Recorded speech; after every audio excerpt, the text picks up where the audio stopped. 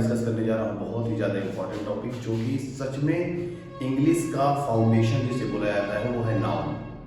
Noun इतना important क्यों है और इसको समझना क्यों ज़रूरी है? क्योंकि इंग्लिश लैंग्वेज जो है ना वो बहुत ही ज़्यादा इंपॉर्टेंट है, क्योंकि नाउन आपका जो है उस पर डिपेंड है आपका प्रोनाउन, उस पर डिपेंड है आपका एडजेक्टिव, उस पर डिपेंड है आपका वर्ब। तो ये सारी चीज़ें नाउन पर डिपेंड है, इसलिए नाउन क्या हो जाता है, खास हो जाता है। जब नाउन खास हो जाता है, इसलिए हम आज लेकर आए आपके साथ बहुत ही ज़्यादा ह्यूज टॉपिक, जो कि काफ़ी इंपॉर्टेंट है। मैंने सारी चीज़ों को यहाँ पे डिनोट्स कर रखा है।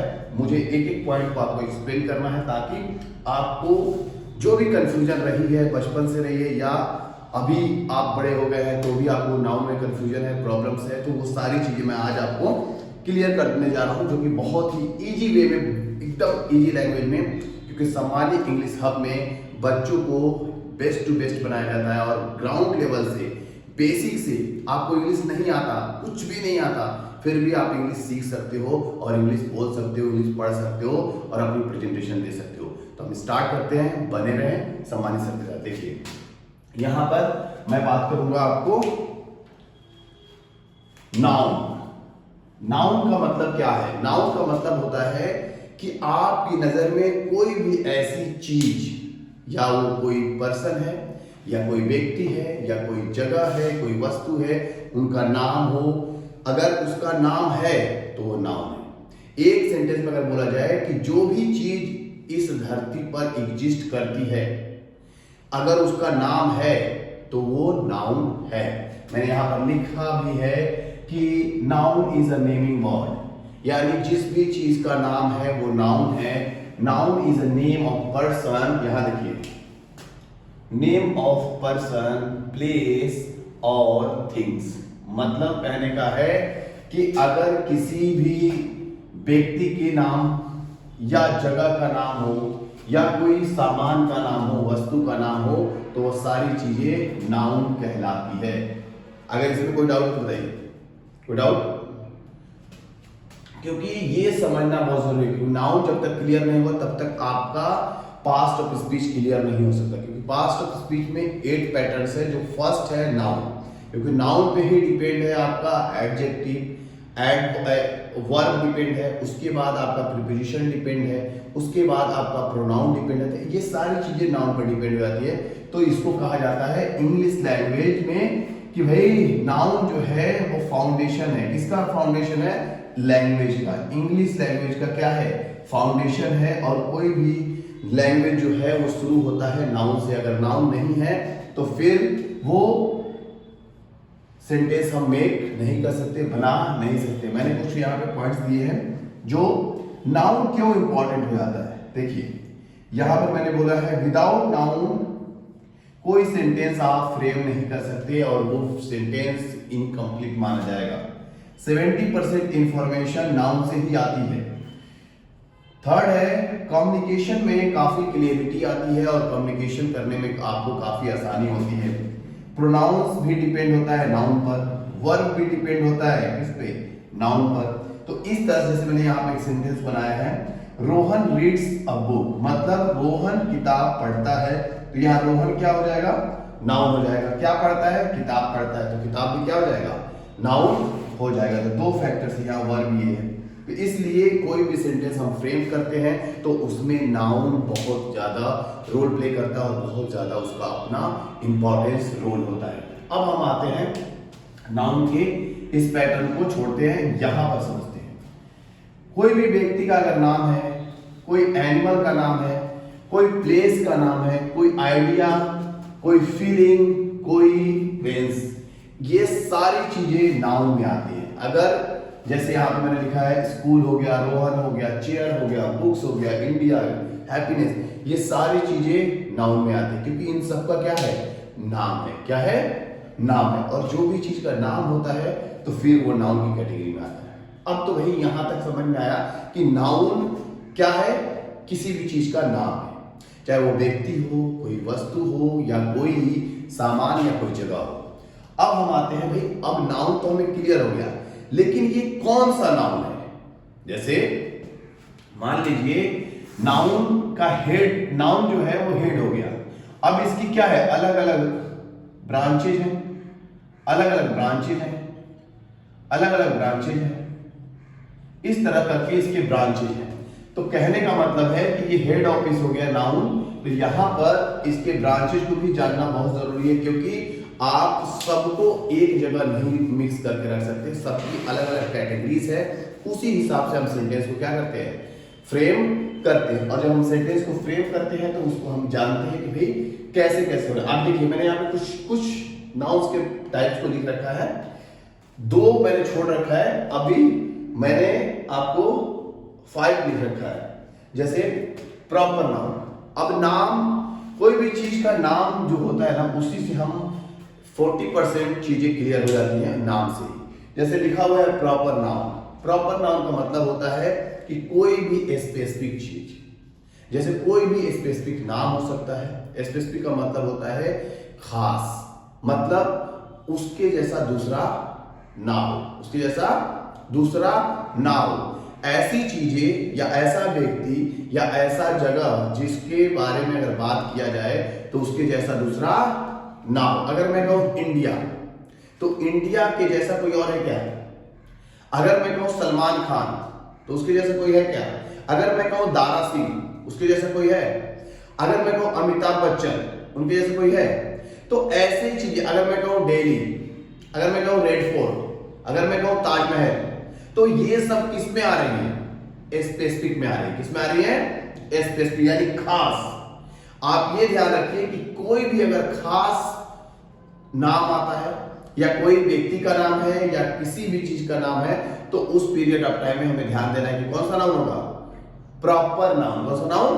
Proper noun. और जब ये प्रॉपर नाउन होगा तो हमको अलग हिसाब से इसके कुछ कंडीशन है वो हमें फॉलो करने पड़ेंगे। जैसे अब संडे, अगर मैं वीक्स नेम लूं तो संडे, मंडे, ट्यूसडे, तो ये सब क्या है? खास है, स्पेसिफिक है ना भाई। दूसरा संडे तो नहीं है, एक ही संडे है ना जो हर वीक में आता है, तो ये स्पेसिफिक हो गया। फिर आपको मंथ्स नेम आ गए, क्या आ गए? मंथ्स नेम, उनके जैसा कोई है? जनवरी, फरवरी, ये सब चीजें खास बन जाती है अपने आप में। तो ऐसे लोकेशन को, ऐसे नेम्स को, ऐसे जो वर्ड होते हैं उनको हम क्या बोलते हैं? Proper noun. प्रॉपर नाउन बोलते हैं। और प्रॉपर नाउन को कंसीडर करते हैं कि जब भी ऐसे प्रॉपर नाउन आते हैं तो वो स्टार्ट होते हैं कैपिटल लेटर से। किससे स्टार्ट होंगे?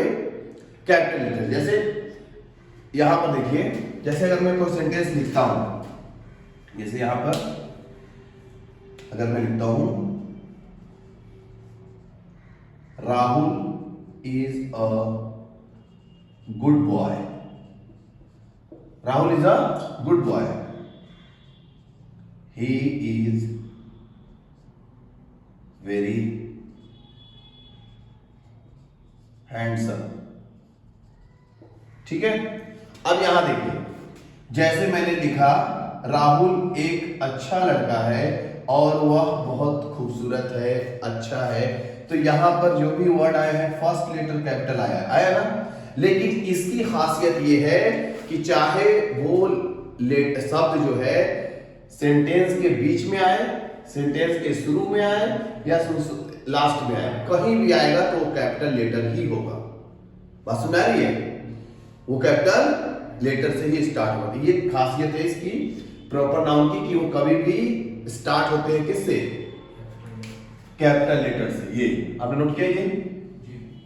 तो यहां पर ध्यान देने की जरूरत है कि कभी भी वो स्टार्ट होगा किससे? स्टार्ट होगा कैपिटल लेटर से ही स्टार्ट होगा।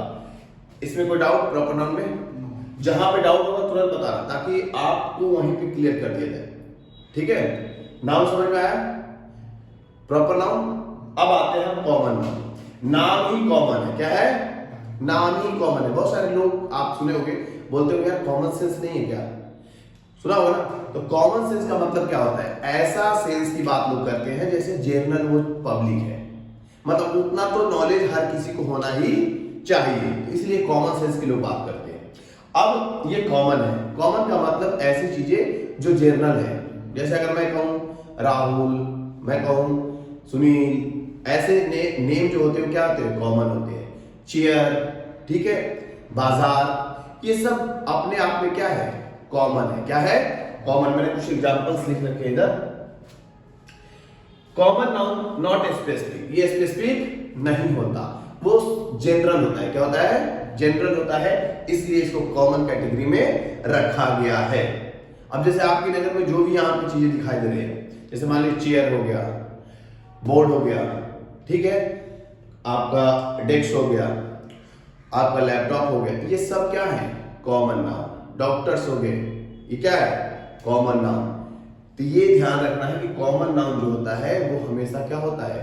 कॉमन ही होता है। तो हमें कॉमन में कोई डाउट नहीं होना चाहिए। कॉमन में कोई डाउट है?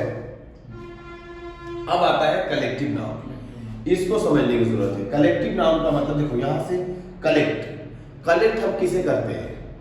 एक चीज को तो कलेक्ट नहीं करेंगे, जब भी बहुत सारी चीजें होंगी तभी कलेक्ट करेंगे। तो ये बहुत सारी चीजें यानी ग्रुप में होना, यानी कोई भी चीज अगर ग्रुप में है तो वो कलेक्टिव नाउन में आएगी। जैसे अगर मैंने यहां पे लिखा है, ध्यान दीजिए, टीम, तो टीम एक लोगों से बनता है या बहुत लोगों से? बहुत लोगों से, तो ये ग्रुप हो गया। आर्मी एक सोल्जर से बनता है या बहुत सारे सोल्जर से? बहुत सारे सोल्जर। क्लास एक से बनेगा या बहुत सारे लोगों से बनेगा? बहुत सारे लोगों से बनेगा। क्राउड एक लोगों के तो बहुत। फैमिली एक लोगों से बनता है कि बहुत लोगों से? हर्ड का मतलब होता है किसी जानवर के झुंड को कहा जाता है हर्ड ऑफ डियर, यानी हिरन का झुंड। तो अब या हर्ड वर्ड यूज किया है। फ्लॉक, मैंने ये बताया था फ्लॉक कहाँ यूज होता है, जैसे छोटे बर्ड्स वगैरह जो होते हैं उनके लिए हम क्या यूज करते हैं? फ्लॉक यूज करते हैं। यहाँ पर एक और वर्ड लिखा है मैंने, जूरी का मतलब होता है जजों का झुंड। जजों का जो ग्रुप होता है ना, जज जो होते हैं उनके ग्रुप को बोला जाता है जूरी। तो उनके ग्रुप को जूरी बोलते हैं। अब कमिटी एक फिक्स तो बनेगा नहीं, बहुत सारे लोग होंगे तभी जाकर बनेगा। तो आपको ये ध्यान रखना है कि कोई भी सेंटेंस या कोई भी वर्ड आपको अगर दिख रहा है उसमें कि भाई ये ग्रुप में है, तो आपको तुरंत दिमाग में आ जाना चाहिए क्या? कि ये कलेक्टिव नाउन है। ये क्या है? कलेक्टिव नाउन है। तो अब आगे चलते हैं मटेरियल नाउन को। अब मटेरियल नाउन को ये ध्यान में रखिए कि हर वो चीज जिसका हम यूज करते हैं कुछ ना कुछ बनाने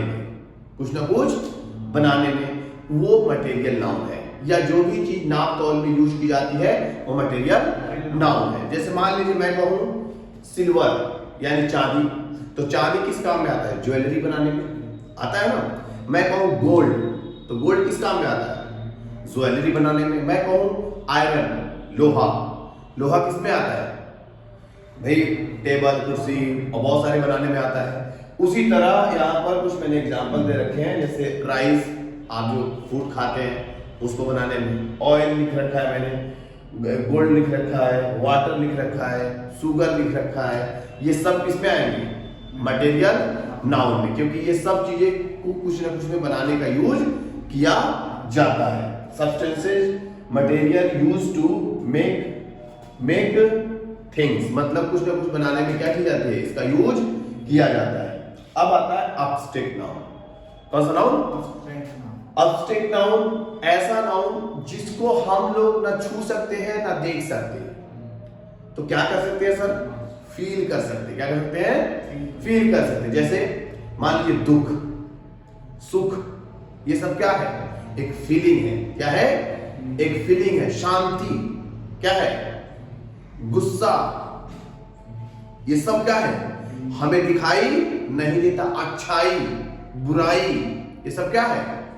फीलिंग है। तो ये सब को हमको ध्यान रखना है कि फीलिंग, जब भी फीलिंग की बात आएगी तो कौन सा नाउन होगा? अब्स्ट्रैक्ट। दो नाउन और हैं जिसको मैं आपको बता दे रहा हूं, ये नोट कर लिया ना सारा? इरेज कर दो।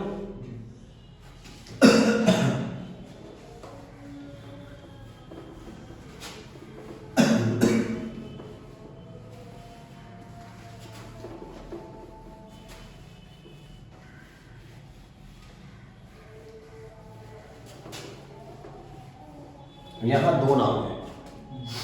एक नाउन है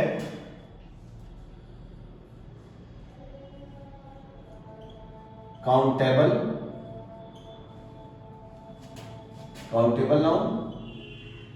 काउंटेबल का मतलब क्या है? मैंने बोला था ना, नाम से ही 40% चीजें क्लियर हो जाती है। जिसको हम गिन सके। Which is countable is called the countable noun, मतलब जो काउंटेबल है वो काउंटेबल नाउन में कंसीडर किया जाता है। जैसे मान लीजिए अगर मैं कहूं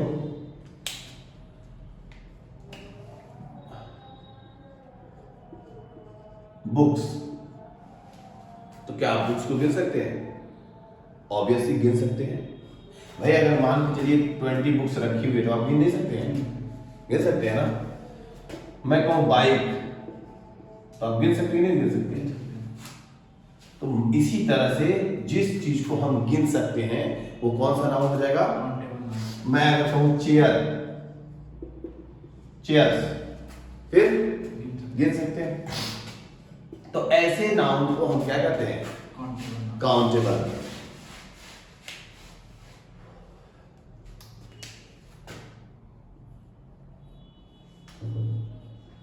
अनकाउंटेबल नाउन। नाम ही पता है, यहां पर इसका हिंदी भी लिख दे रहा हूं ताकि आपको आसानी हो जाएगी। जिसे गिना जा सके, क्या किया जा सके? गिना जा सके, गिना जा सके।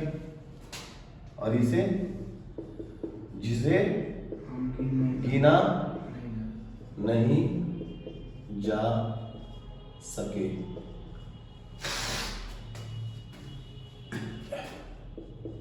We can count it, इसे हम गिन सकते हैं। और इसको हम we can not count it, जिसे हम नहीं गिन सकते हैं। तो सर जैसे मैंने यहां पर लिख दिया चेयर हो गया, पेन्स हो गए, ये सब आप गिन सकते हैं ना।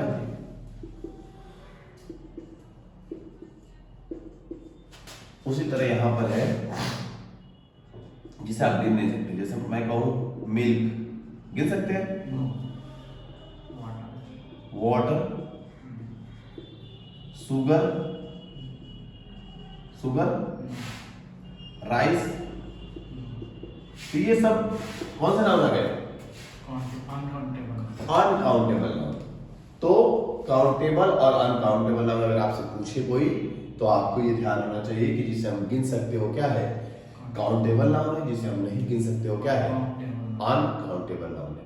अब इसमें एक चीज और ध्यान रखने की जरूरत है कि कभी भी इन फैक्टर्स को और इन फैक्टर्स को मिक्स नहीं करना। ये सब इनका यूज कैसे होता है? जैसे देखो, जैसे मिल्क आ गया, जैसे वाटर आ गया, तो इनका जब आप सेंटेंस फ्रेमिंग करते हैं, सेंटेंस फ्रेमिंग करते हैं, तो उस समय आपको ये बहुत दिखाई तो देंगे लेकिन है तो एक ही ना, ये ध्यान रखना है।